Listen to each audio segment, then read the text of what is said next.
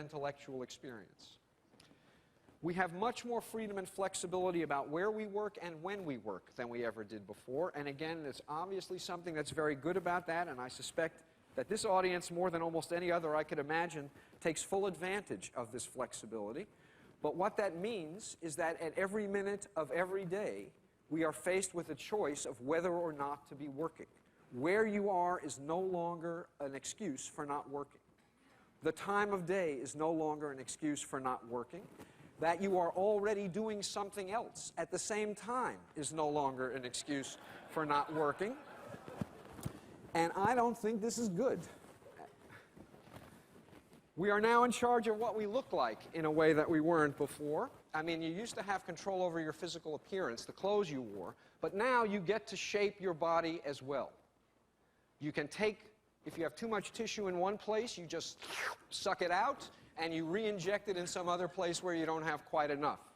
You can paralyze your facial muscles to make the lines go away. Anything is possible, and what this means is that personal appearance has become a matter of personal choice and personal responsibility. And what that means is that if you're unattractive, it is your fault. Unattractiveness is a matter of choice. Didn't used to be. People could always choose whether to marry, and they could always choose, having decided to marry, whether to end the marriage, and they could always choose whether and when to have children. In the old days, however, although these choices were available, the default assumption was so powerful that most people didn't feel like there was any choice. There was a choice of mate, but after that, the program just ran its course. You got married as soon as you could. You started having kids as soon as you could. That is it's obvious that none of that is true anymore in our society. Should I marry or shouldn't I? Should I marry now or should I marry later? Should I have children or shouldn't I? Should I have them now or should I have them later?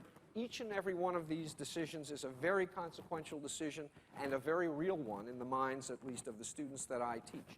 Enough so that the amount of work I assign in my courses is about 2/3 what it used to be, because they need to spend a significant portion of their lives answering questions that I didn't realize were questions when I was their age. Religion comes in a lot more flavors than it used to.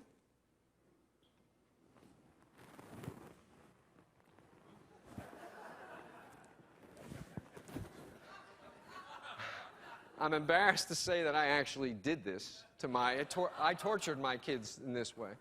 And even identity, who we are, is much more up for grabs than it used to be. We don't automatically inherit the identities that our parents gave us. We are free to re-identify and reshape ourselves on almost a daily basis.